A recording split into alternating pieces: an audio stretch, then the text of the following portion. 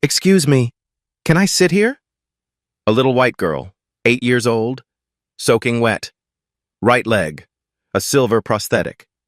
The wealthy woman in Gucci sneered, "Sit with us? This isn't a homeless shelter. You're dripping on my bag. Get lost, cripple." Second table, a businessman. "Where are your parents? They probably dumped you because you're broken." He laughed at her leg. Third table, college girls pulled out phones recording. "Look at this poor, broken thing, so pathetic!" Laughter everywhere. Rich white customers filled every seat. No one helped. Then she saw him. A black man, sitting alone at a small table in the back corner, the only spot no white customer wanted. Her last hope. "Excuse me, sir. Can I sit here?" What this black single dad said next would make everyone cry. And those who laughed, minutes away from the most humiliating moment of their lives. But to understand why this black man's answer was so powerful, you need to know who he was and what he carried with him every single day. 5:30 a.m. That same morning, Harold Griffin woke up before sunrise, like he did every day for the past 3 years. He lay still for exactly 3 seconds, just staring at the photo on his nightstand. Monique, his wife. In the picture, she was laughing, holding their son Jalen when he was 5. Sunlight glowing through her hair like a halo. "Good morning, baby," Harold whispered. "Today's a new day. I'll keep trying." 3 years. 3 years since cancer took Monique away. 3 years of learning how to breathe when his chest ached. 3 years of learning how to smile when he wanted to cry. But Harold didn't have time to drown in grief. He had Jalen. Harold pushed open his son's bedroom door. Jalen Griffin, 10 years old, fast asleep, arms wrapped around an old cookbook, Junior Chef Academy, recipes for young dreams. The spine was cracked from being read too many times. On the wall above Jalen's bed, crayon drawings, a restaurant called Jalen's Kitchen. Harold sitting at the VIP table with a huge smile, a tower of food in front of him. Harold smiled, then his face tightened. The after-school cooking program, $400 a month. He was 2 weeks late this month. The program director had called 3 times. Harold deleted the voicemails without listening. He already knew what they said. And the field trip to the Culinary Institute next week, $75. Jalen had talked about nothing else for a month. $75. A small amount for some people. An impossible mountain for Harold. He bent down and kissed his son's forehead. "Sleep tight, little chef. Daddy will figure it out. Daddy always figures it out." 6 o'clock a.m. Harold walked 15 minutes to work, saving gas money. His cafe, Harold's Corner Brew, sat on the corner of downtown Millbrook, Pennsylvania. Millbrook used to be a steel town. Factories, workers, life. Now, the factories closed 10 years ago. Stores shut down. For lease signs everywhere. More closed doors than open ones. Harold's Cafe was one of the few places still shining. Inside wasn't fancy. An old espresso machine that groaned like an old man complaining. Walls covered with drawings from local kids. A small chalkboard that read, "Today's special, Hope, served warm, $2.50 each." On the counter, a painted ladybug rock that Jalen made, sitting on top of a stack of unpaid bills. Harold didn't look at the bills. Rent 2 months late, electricity, water, insurance. But he still turned on the soft jazz music, still wiped every table clean, still arranged the chairs perfectly. Because this wasn't just a cafe. This was home. 7:30 a.m. The regulars arrived. Mrs. Patterson, 82 years old. Same seat by the window for 15 years. Ordering decaf, reading yesterday's newspaper because today's cost 50 cents more. Her husband died last spring, 54 years together. Now she came to the cafe every morning because her house was too quiet. Harold never charged her for coffee. She didn't know. Tommy Wilson, 35 years old, construction worker, unemployed for 8 months. Sitting in the corner for 3 hours with one black coffee, filling out job applications on his phone. Last week he told Harold, "My wife's gonna leave me. She says I'm useless." Harold didn't know what to say. He just poured Tommy free refills. Keisha Davis, 28 years old, single mom, 4-year-old twins, Maya and Marcus. Ordering one muffin, splitting it between her 2 kids. She just lost her food stamps because of paperwork errors. Waiting for her appeal. Didn't know how she'd feed her kids next week. Harold accidentally made extra sandwiches every day. Accidentally gave them to the kids. At Harold's Corner Brew, there was an unspoken rule. Nobody gets kicked out for not having money. When customers were short $1, Harold waved it off. "Pay me later." When later never came, Harold never mentioned it. He kept a small notebook, not to collect debts, but to remember, to know who was struggling, to know who needed help. 10 o'clock a.m. The phone rang. Caller ID, Millbrook Elementary. Harold took a deep breath. "Mr. Griffin? This is Ms. Rodriguez, Jalen's teacher." "Yes, Ms. Rodriguez." "The field trip to the Culinary Institute next week. Jalen is the only student who hasn't submitted permission slip and deposit, $75. Deadline is Monday." Silence. "Jalen is so excited about this trip. He's been talking about it all month. I'd hate for him to stay behind while his classmates go." "I understand, Ms. Rodriguez. I'll figure it out." "Thank you, Mr. Griffin. Jalen is a wonderful student. He deserves to go." Harold hung up, stared at the painted ladybug rock on the counter.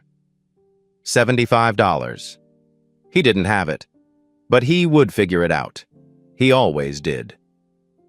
11 o'clock a.m. Mrs. Patterson shuffled to the counter, voice low, secretive. "Harold, someone was asking about you yesterday." "Who, Mrs. Patterson?" "A woman. Older, but very elegant. Silver hair, expensive clothes, not from around here. Big city stuff." "What did she ask?" "How long you've had this cafe, how your son is doing, how your wife passed." Mrs. Patterson frowned. "She knew a lot about you, Harold. More than a stranger should." Harold felt uneasy. "Who was she?" "She just said she cares about people who do good in the community." Then she left. "Probably from some charity organization." "Maybe." Mrs. Patterson hesitated. But her eyes, like she was searching for something. Or someone. Harold shrugged it off. He had no idea that woman had been watching him for 6 months. That afternoon, the storm arrived, and brought a little girl who would change everything. 2:30 p.m. The sky turned black in 15 minutes. Gray to dark gray to pitch black. Wind came out of nowhere. Trash flying down the street. Store signs swinging wildly. Then the rain. Not falling. Pouring. Like someone dumped the entire ocean onto this small town. Thunder booming. Lightning flashing. Lights inside the cafe flickering. People ran into any building with a roof. Harold's Corner Brew, usually quiet, was suddenly packed. Every table full, extra chairs taken, people standing in corners. But Harold noticed something. The customers weren't his regulars. These were wealthy folks from the nice part of town. Designer clothes, expensive watches, the kind of people who never stepped foot in his cafe. They came only because of the storm, looking around with disgust, like they were trapped in the wrong neighborhood. Harold stayed busy, making coffee, serving, cleaning, the espresso machine groaning non-stop. Through the foggy window, he glimpsed a black SUV parked across the street. Expensive, out of place among the old cars of Millbrook. He didn't pay much attention, too much work to do. 2:45 p.m. The cafe door swung open. Wind and rain rushed in. Everyone turned to look. A little girl stood in the doorway, about 8 years old, blonde hair soaking wet, plastered to her face and neck. Yellow raincoat, now dark with water, too thin for this storm.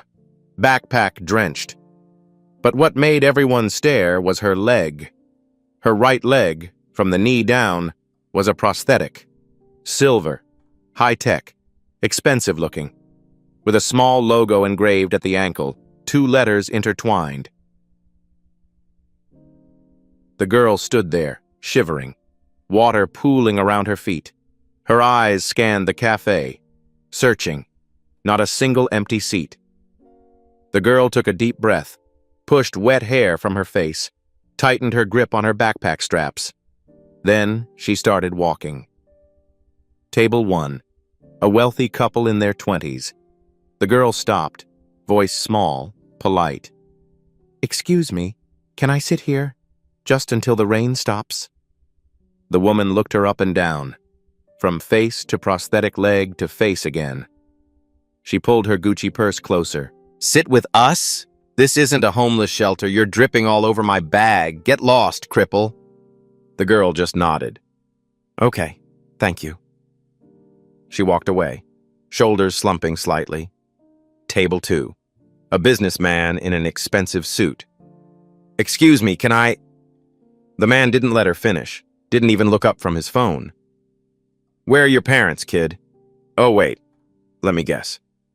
They probably dumped you because you're—" He gestured at her leg. "Broken."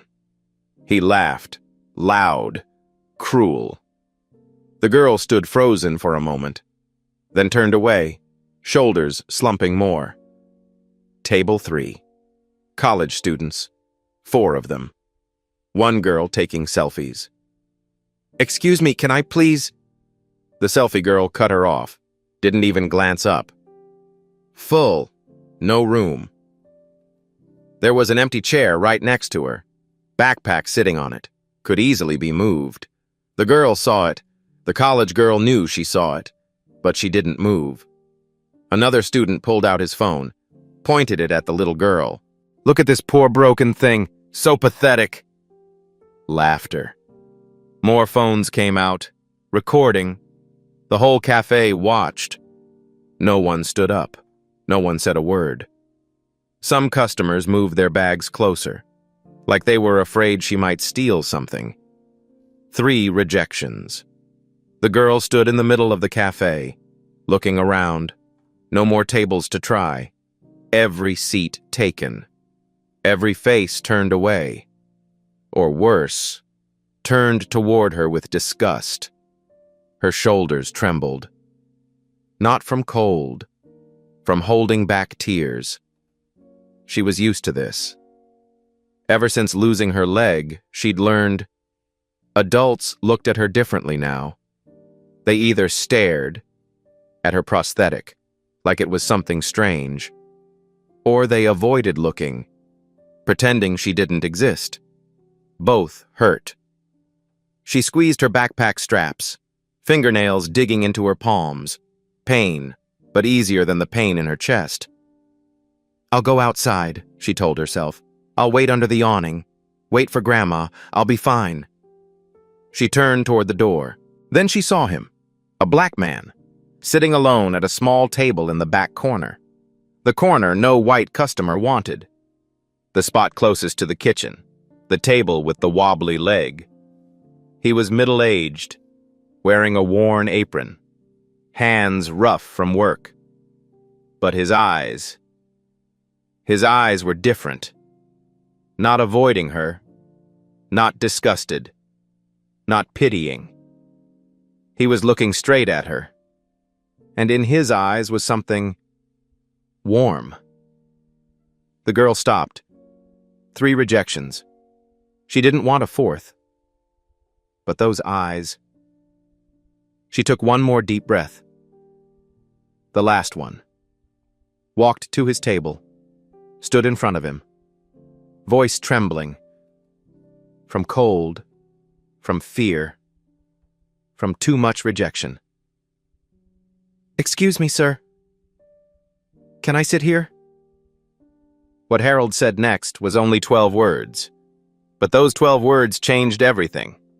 Harold looked down at the little girl, tiny, soaking wet, silver prosthetic gleaming under the yellow cafe lights, eyes red but not crying, because she'd learned not to cry in front of strangers. He saw how her shoulders hunched, preparing for another no. He saw how her fingers gripped her backpack straps, knuckles white from squeezing too hard. He saw how her lips pressed together, fighting to stay calm, fighting not to tremble. And Harold saw himself, 10 years old, orphaned, standing at a relative's door asking for a place to stay. Rejected. "We don't have room." Another door, another rejection. "We can't afford it." Again and again. He saw Jalen, his son's eyes when he came home after being bullied. Kid with no mom. The way Jalen forced a smile so Daddy wouldn't worry. The way Jalen cried in his sleep thinking Daddy couldn't hear. He saw himself. Every time he applied for a bank loan and got rejected for bad credit score. Every time he asked his landlord for more time and received looks of contempt. This little girl didn't just need a seat. She needed someone to say yes. Harold put down the cup he was holding. He looked at her. She looked back. 1 second of silence. 2 seconds. The girl started to hunch her shoulders, bracing for rejection. Then Harold smiled. Not a polite smile. Not a pity smile. The warmest smile he had. The smile he only gave to Jalen. The smile he used to give Monique. "Sit here? No way." The girl's eyes went dark. Another rejection. "You need to sit in the best seat in the house." The girl stood frozen. Didn't understand. Couldn't believe her ears. What did you say?" Harold stepped out from his table, knelt down, so his eyes were level with hers. "I said, this seat isn't good enough for you. You deserve the best. Come with me." He stood up, extended his hand, large, calloused, coffee stains on the fingers. "I have a table by the fireplace, warmest spot in the cafe, and I have hot chocolate with a marshmallow smiley face. Do you like chocolate?" The girl looked at Harold's hand, looked up at his face, looked back at his hand. Her lips trembled. Then, she placed her tiny hand into his large one, and she smiled. Not the polite smile she used after each rejection. A real smile. The smile of a child who just received the most unexpected gift in the world. A smile with tears streaming down. Tears of happiness. Tears of relief. Yes. I like chocolate." Everything froze. The whole cafe went silent. Every conversation stopped. Every eye turned toward Harold and the little girl, 2 hands holding each other, one large and one small, one black and one white. Mrs. Patterson. Her newspaper dropped to the table. She didn't pick it up, eyes wet. She grabbed a napkin, wiped and wiped again, but tears kept coming. 82 years on this earth. She'd seen many things, but this she would remember until her final day. Tommy Wilson. The unemployed man turned his face to the wall. His shoulders shook. He was crying, for the first time since losing his job 8 months ago. He thought about his own son, also 8 years old, also bullied because your dad doesn't have a job. He thought, I'm going home to hug my boy. I'm going to tell him he deserves the best. Keisha Davis. The single mom pulled her twins closer, tears streaming down her cheeks. She didn't wipe them. Maya, 4 years old, looked up. Mommy, why are you crying? Because I'm happy, baby. Because there are still good people in this world. The wealthy couple at table 1, the man hung his head, couldn't look at anyone. The woman stared at her Gucci bag, face burning red. They knew what they'd done. They knew what they'd said to that little girl. And they knew they would remember this moment every time they looked in a mirror. The college girl at table 3. For the first time, she looked up from her phone, eyes red. She looked at the empty chair beside her, the one with her backpack on it, the one she said was full. Slowly, she moved the backpack down, put it on the floor. Too late. But she did it anyway. The businessman at table 2, he stood up abruptly, threw money on the table, more than his coffee cost, walked quickly toward the door. He couldn't stay, couldn't face anyone, couldn't bear the shame. They probably dumped you because you're broken. His own words echoed in his head like a verdict. A small table near the window. Eleanor Harrington had been sitting there the whole time, 75 years old, silver hair in an elegant bun, simple clothes but perfectly tailored, the kind of simple that only rich people could afford. The tea in front of her had gone cold long ago. She hadn't touched it. She had been watching, the entire afternoon, watching her granddaughter get rejected, again and again, watching how each person reacted, who turned away, who lied, who didn't even bother looking, and watching the black man at the back table, the man she had been tracking for 6 months. Now she watched him step forward, kneel down, extend his hand. You deserve the best. Eleanor's hand trembled. Her eyes glistened. 10 years she had searched. 10 years traveling to small towns, cafes, poor neighborhoods. 10 years conducting hundreds of tests, sending people to ask for help, observing reactions, recording results. 10 years looking for one simple thing: genuine kindness. Not kindness for cameras, not kindness for rewards, not kindness for praise. Kindness because it was who they were, because they couldn't do otherwise. Today, for the first time in 10 years, she found it. She opened her small leather notebook, wrote 2 words, hand still shaking. Found him. Harold led Lily through the cafe. Everyone watched. No one spoke. Only the sound of rain and footsteps, one large, one small. He led her to the small table by the fireplace. His table. The table he used for paperwork when the cafe was empty. The table where he read books during breaks. The table where he kept a small photo of Monique leaning against a flower vase. The warmest spot in the cafe, right next to the old but still working fireplace. The best table in the cafe. And Harold just gave it to a stranger. He pulled out the chair. Your throne, princess. Lily giggled. I'm not a princess.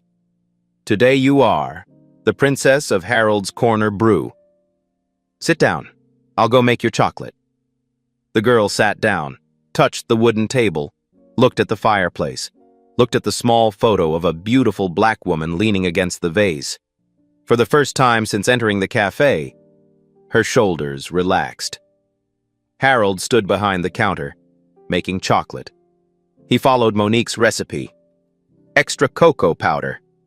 Don't be stingy. Chocolate needs to be rich. A touch of vanilla. Mom's secret. Don't tell anyone. Warm milk, just right. Not too hot, not cold, just perfect. Then the final step, marshmallows. Harold stopped. His hand hovered over the jar of mini marshmallows. 3 years. He hadn't done this step for 3 years. This was Monique's thing. She made it for Jalen every winter night, arranging marshmallows into a smiley face, 2 eyes, 1 curved mouth. Jalen called it Mr. Marshmallow. After Monique died, Harold couldn't look at marshmallow smiley faces without breaking. So he stopped. 3 years, not once. But today, he thought about the little girl sitting by the fireplace, lost her mom, lost her dad, lost a leg, got rejected 3 times in 10 minutes, and still tried to smile politely after each one. That little girl deserved a smiley face. Harold picked up the marshmallows, arranged them carefully. 2 eyes, 1 curved mouth. "This one's for you, Monique," he thought. "You would have liked this kid. She's strong, like you." Harold brought the chocolate to the table, placed it in front of Lily. The girl looked down. Her eyes went wide. There's a smiley face in the chocolate." "That's Mr. Marshmallow. His job is to make sure you smile at least once today." Lily stared at the marshmallow smiley face, then at Harold, then back at the smiley face. Her lips trembled. Then she cried. Harold panicked. "What's wrong? Is the chocolate bad? I can make another." "No!" Lily shook her head hard, laughing through tears. "It's delicious. She took a deep breath, trying to speak clearly. "It's been so long since anyone told me I deserve the best. Since anyone made a smiley face for me." She looked down at the chocolate. "My mom used to make them, smiley faces just like this. Before." She didn't finish the sentence. Didn't need to. Harold understood. He pulled up a chair, sat down beside her. "My name's Harold. What's yours?" "Lily. Lily Harrington." "Drink your chocolate, Lily. Then tell me your story. I'm listening." Lily sipped her chocolate. Marshmallow foam stuck to her upper lip. She didn't wipe it, like she wanted to keep it as long as possible. "Where's your grandma, Lily?" "We got separated when the rain started. We were walking downtown and suddenly it poured. Grandma told me to run into the nearest shop and she'd find me." "Smart Grandma. She'll find you." Silence. Lily looked down at her prosthetic leg, adjusted it slightly. An unconscious habit. Harold didn't ignore it. Didn't stare either. "Cool leg you got there. Looks like something from a superhero movie." Lily looked surprised. You really think so?" "Absolutely. Iron Man has his armor. You have your silver leg. Pretty awesome if you ask me." Lily smiled softly. Then her face fell. "I lost it in a car accident 2 years ago." Harold nodded, waited, didn't push. "My mom and dad," Lily swallowed hard. "They died in the same accident." Silence. Heavy. Harold didn't say, "I'm sorry." That phrase meant nothing, he knew. Didn't say, "It'll be okay." That was a lie, he also knew. He just said, "I understand." Lily looked up, surprised. "I lost someone too. My wife, Monique, 3 years ago." "Was it an accident?" "No. Sickness. Cancer." Harold paused. "But the pain is the same. Losing someone you love, no matter how, hurts the same." Lily nodded slowly, eyes brightening. For the first time, someone understood, not pitied. Understood. "Do you still miss her?" "Every day. Every morning I wake up, I look at her photo and say, 'Good morning.' Every night before bed I say, 'Good night.'" "Does it hurt less now?" Harold thought for a moment, a question he'd asked himself 1,000 times. The hurt doesn't go away, but it changes. You know how trees grow around fences? Lily shook her head. Sometimes a tree grows right next to a fence. The fence never disappears. It stays there, forever. But the tree keeps growing, growing, wrapping around it. Eventually, the fence becomes part of the tree. Pain is like that. It doesn't vanish, but you grow around it. And one day it becomes part of you, not to hurt you, but to remind you that you loved. Lily went quiet, thinking. "I like that. the tree and the fence. My wife taught me that. She was very smart. Did she make chocolate smiley faces too? Harold laughed, a laugh with some pain but also some joy. She invented chocolate smiley faces. I just learned from her. Lily looked at her cup, at the marshmallow smiley face. So Mr. Marshmallow is hers? Yeah, and now he's yours too. 4:30 p.m. The cafe door opened.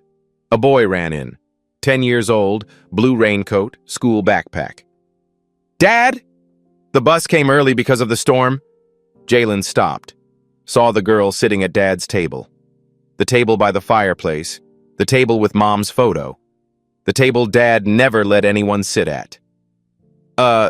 Dad? Harold waved. Jalen, come here. This is Lily. Lily, this is Jalen, my son. Jalen walked closer, looked at Lily, looked at the chocolate with the smiley face, the smiley face. Dad hadn't made since Mom died. Then he looked at Lily's prosthetic leg. Does that leg have Bluetooth? Lily blinked. What? Bluetooth. Like, can you connect your phone and play music? If I had one of those, I'd install speakers, music everywhere I go. Lily laughed, nearly choking on her chocolate. No, it's a leg, not a phone. That's such a waste, Jalen said seriously. I'll design a speaker leg for you. I love designing stuff. Hold on, let me get paper. He ran off to find paper. Lily watched him, eyes bright. Mr. Harold, your brother is so funny. Not my brother, my son. Son? Lily's eyes widened. But he's 10, but thinks he's 30. Jalen came back with paper and pencils, sat down next to Lily. Okay, what music do you want your leg to play? Pop, hip-hop, classical? Classical? You listen to classical? No, but having options makes it cooler. The two kids started designing a robot speaker leg. Laughter filled the cafe. Harold sat there, watching. His son, for the first time since Monique died, talking to someone his age without fear of being mocked. And Lily, the orphan girl with one leg, for the first time had a friend who didn't look at her like a poor broken thing. This is what Monique always wanted, Harold thought. A place where everyone is welcome, where nobody gets left behind. In the corner, Eleanor stood up. She had seen enough. She pulled out her phone, texted someone. Confirmed.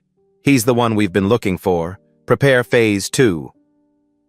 When Lily's grandmother appeared, she brought one final test, and Harold passed it without even knowing. 5:00 p.m. The rain had stopped. Evening sun broke through the clouds, streaming through the cafe windows.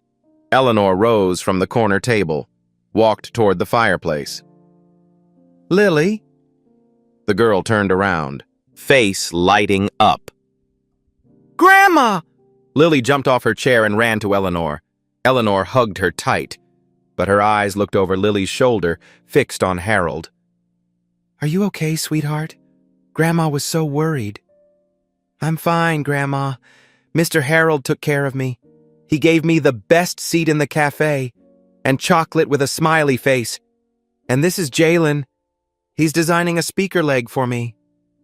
Eleanor smiled gently at her granddaughter. Then she walked toward Harold. She stood before him, looked him straight in the eyes. Thank you. Thank you for taking care of my granddaughter. Harold stood up awkwardly. It was nothing, ma'am. Lily's a good kid. She was very sweet. Eleanor opened her purse. An expensive leather purse. No logo, no need to show off brands, but one look told you it cost thousands. Inside, cash and credit cards. She pulled out a $100 bill. Please let me pay for the chocolate, and... She extended the bill toward Harold. A little something for your kindness. Harold looked at the money. $100. Enough to pay for Jalen's field trip, with change left over. Enough to buy groceries for the whole week. Enough to pay part of the electricity bill he owed. He wanted to take it. His body wanted it. His hand wanted to reach out. But he shook his head. "Ma'am, my chocolate is good, but it's not worth $100. Eleanor raised an eyebrow. "This isn't payment for chocolate. It's a thank you for—" "Kindness isn't for sale, ma'am." Silence. Eleanor stared at Harold, eyes sharp, evaluating, calculating. "You really don't want it?" "I really don't need it." Harold smiled. "Lily already gave me something worth more than $100.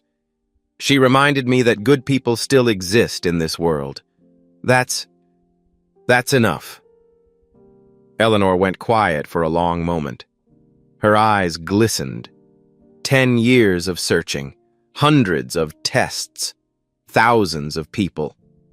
And this, the first time someone refused her money.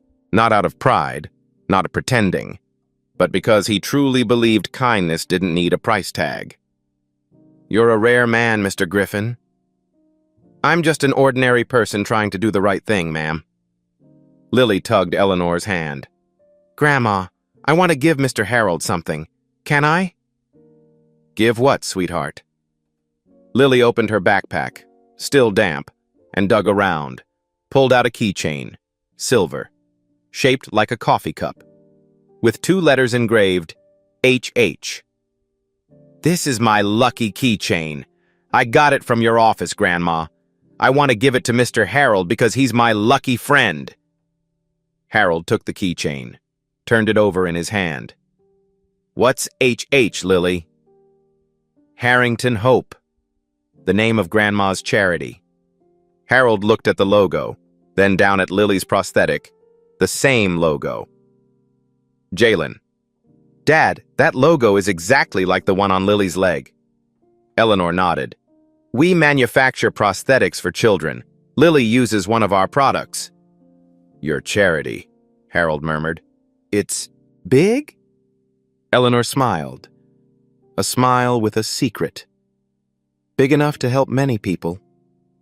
She took Lily's hand, prepared to leave. "We'll meet again, Mr. Griffin, I'm certain of it." At the door, Lily turned and waved. "Goodbye, Mr. Harold. Goodbye, Jalen. I'll miss Mr. Marshmallow." The black SUV was waiting outside. Eleanor and Lily stepped in. The car drove away, disappeared into the evening light. Harold stood there, holding the HH keychain. He had no idea that the woman who just left could buy this entire town, and that she had been searching for him for 6 months. When Harold discovered who that old woman really was, he nearly dropped the coffee pot. The moment the SUV disappeared, the cafe exploded with whispers. Mrs. Patterson rushed to the counter as fast as her 82-year-old legs could carry her. "Harold, do you know who that was?"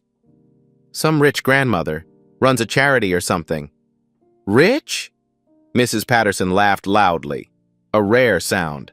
"Son, that was Eleanor Harrington." Harold frowned. "Harrington."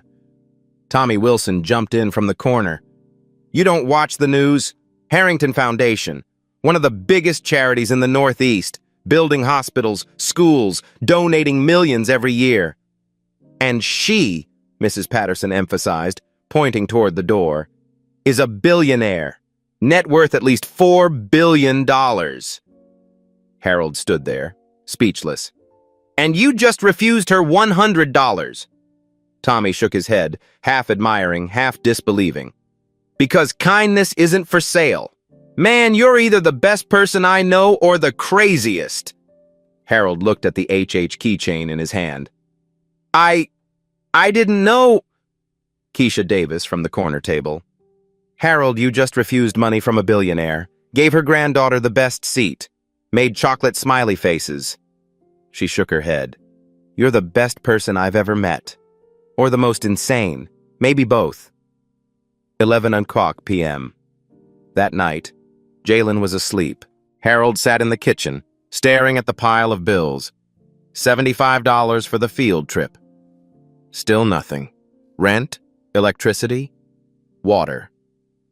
He sighed. His phone buzzed. Text message from an unknown number. Mr. Griffin, thank you for this afternoon. You gave my granddaughter something money can't buy. The feeling of being welcomed and worthy. I'd like to meet you to discuss an opportunity. Tomorrow morning, 9 a.m. at your cafe. If you agree, please reply yes. Eleanor Harrington. Harold read it again and again. A billionaire. Wanted to meet him. Opportunity. He looked at the bills, looked back at the message. He typed, yes. Then he sat there, staring at the phone screen. He couldn't sleep that night, but for the first time in a long while, it was because of hope, not worry. He had no idea that tomorrow's meeting wouldn't just change his life. It would reveal a secret about his late wife that he never knew. Eleanor Harrington didn't come just to say thank you. She came with an offer, and a truth that would make Harold cry. 9 o'clock a.m., Sunday morning. The cafe was quiet, like every Sunday. Harold stood behind the counter, wiping the same cup over and over, nervous. At exactly 9 o'clock, the black SUV parked out front. Eleanor walked in. No Lily this time. Just her and a young man in a suit carrying a leather briefcase. Good morning, Mr. Griffin. Thank you for agreeing to meet. Mrs. Harrington, I still don't understand why you want to meet with me. Eleanor sat down at the table by the fireplace, where Lily sat yesterday. Because you are the person I've been searching for the past 10 years. Eleanor began her story. 10 years ago, I lost my husband. He built Harrington Industries from nothing. When he died, I had everything. Money, power, reputation. But I had no purpose. I started Harrington Foundation, funding hospitals, schools, prosthetic programs. But all of it was from far away. I signed checks, employees did the rest. I never touched the lives of the people we helped. Then 2 years ago, my son and daughter-in-law died in a car accident. Lily lost her parents, lost a leg. She was only 6. Eleanor paused, eyes distant. After the accident, I took Lily to therapy. Doctors said she had PTSD. She didn't trust anyone, wouldn't talk to anyone. She thought she'd been abandoned because her parents left her. My money couldn't help. The best doctors couldn't help. What she needed was people, real people, genuine care, true kindness. So I started searching. I traveled to small towns everywhere, looking for people who did good without cameras, without rewards, people who were kind because it was their nature. 6 months ago, I heard about you. A cafe owner in Millbrook, never charged poor customers, volunteered to coach kids basketball, raised his son alone after his wife died. I watched you, researched you, waited for the right moment. Yesterday, when Lily walked into your cafe, that was the test. Harold's eyes widened. Test? I deliberately let Lily go in alone to see what you and others would do when a disabled child, soaking wet, needed help. I saw others reject her. I saw you step forward. I heard you say, you deserve the best seat. In 10 years of searching, you were the first person to say that. Eleanor signaled to the man in the suit. He opened the briefcase, pulled out documents. Harrington Foundation wants to build a community center in Millbrook. She opened the documents, architectural blueprints, financial plans, program lists. A free prosthetic clinic for children, small business support programs, skills training classes, a community cafe. Total investment, $15 million. We need a local person to run it, someone who understands the community, someone the community trusts. I want that person to be you, Mr. Griffin. Harold couldn't speak. Salary, $85,000 per year, full insurance, housing assistance, and... Eleanor smiled. A free cooking program for kids. Jalen can be the first teaching assistant. Full scholarship for him through college. Harold still couldn't process it all. I don't understand. Why Millbrook? Why me? There are thousands of good people out there. Because there's one more thing. Eleanor's voice caught. She pulled a photograph from the briefcase. Do you recognize this person? Harold looked at the photo. His heart stopped. It was Monique, his wife, in a photo from years ago, handing out food to homeless people, wearing a white t-shirt with a logo, Harrington Hope. Your wife, Monique Griffin, was a volunteer with our foundation. Harold held the photo, his hands shaking. I didn't know this. 8 years ago, before she passed, she volunteered every weekend for 2 years, serving food, teaching kids to read, helping the homeless. Eleanor pulled out another paper, an old document, yellowed with age. This is the program manager's evaluation of her. She read, Monique Griffin is the best volunteer I've ever seen. She didn't just help people, she made them feel worthy. She said her goal was to spread kindness everywhere, because kindness is the only thing that multiplies when you give it away. Tears streamed down Harold's face. She never told me. Maybe she didn't have time. Maybe she wanted to keep it private. Many volunteers don't like to show off. But she did it. And she did it beautifully. Eleanor took Harold's hand. When I researched you, I discovered this connection. Your wife once worked for me, and now you're continuing exactly what she started.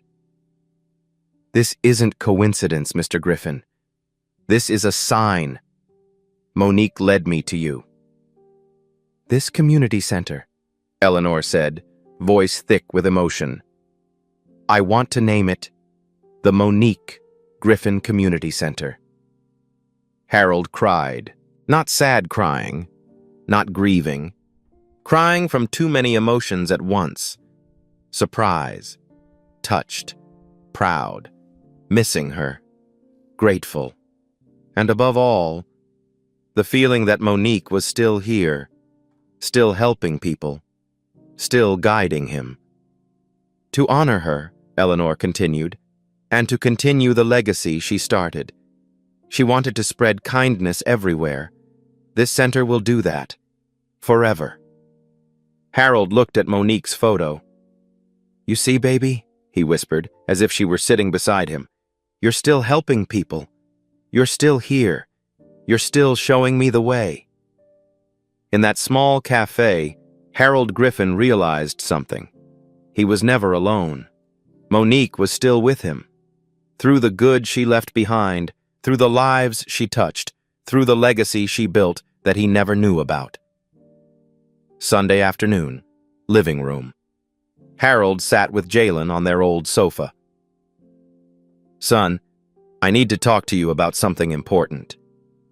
Jalen looked worried. What is it, Dad? Do we have to move? Did you lose your job? No. Harold chuckled softly. It's good news. Very good. He told Jalen everything.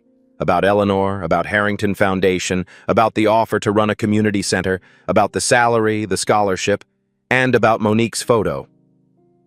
Your mom used to volunteer for their foundation 8 years ago. For 2 years. Jalen went silent, eyes wide. Mom did charity work and you didn't know? She never told me. Maybe she wanted to keep it a secret. Maybe she thought she didn't need to show off. Why didn't she tell you? Harold thought for a moment. Maybe because Mom didn't do it to be praised. She did it because that's who she was, helping others without needing anyone to know. Jalen nodded slowly, then smiled. You're the same, Dad. You help everyone at the cafe and never ask for anything back. You don't show off. You just do it. You think so? I know so. Jalen looked at his father. You're just like Mom. A lot like her. Silence. So, do you think I should say yes? Jalen didn't hesitate. Mom would want you to say yes, because she started it, and you'll continue. It's like a relay race. Mom ran first, you run next. Harold hugged his son, tight. When did you get so smart? I learned from you, Dad. Monday morning. Harold called Eleanor. Mrs. Harrington, I've decided. And? I accept. Silence on the phone. Then Eleanor's voice, trembling slightly. Thank you, Harold. You won't regret this.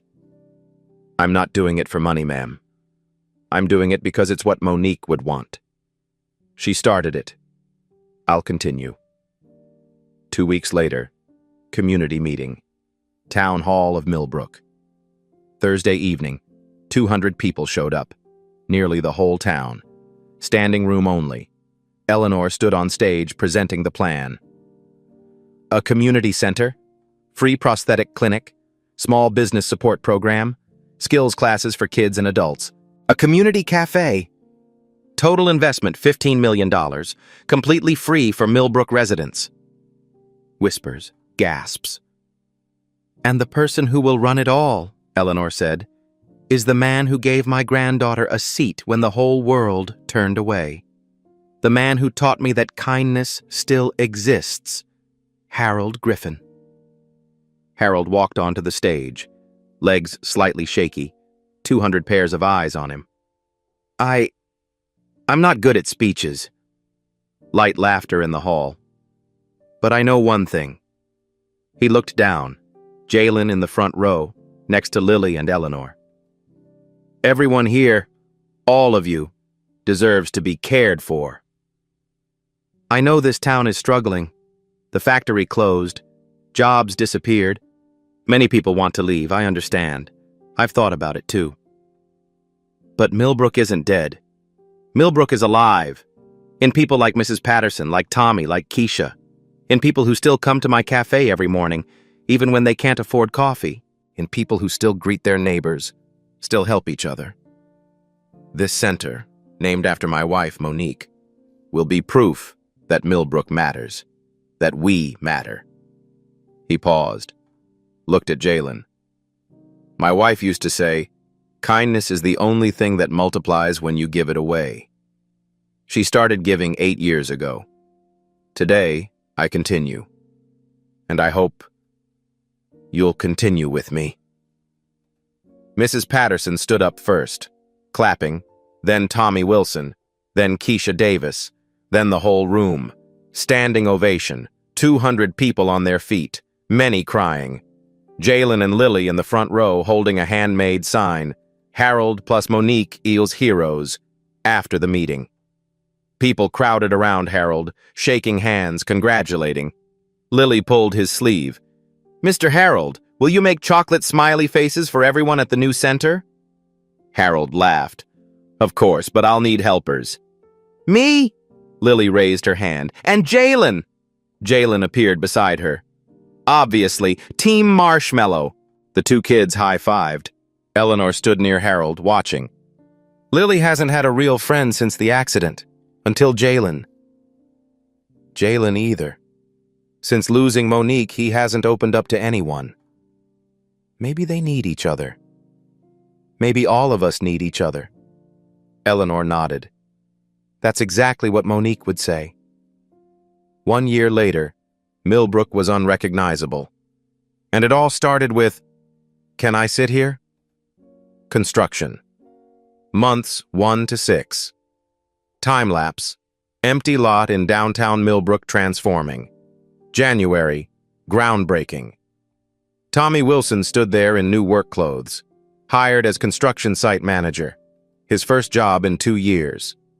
March. Steel frames rising. Local workers, many formerly unemployed, on site every day. May. Walls completed. A large banner hung on the fence. The Monique Griffin Community Center, where kindness builds community. Below the banner, smaller text in Jalen's handwriting, started with the best seat in the house. Opening day, December, grand opening, light snow falling, ribbon cutting. Eleanor and Harold holding scissors, Lily and Jalen standing between them. Ribbon cut, thunderous applause. The prosthetic clinic.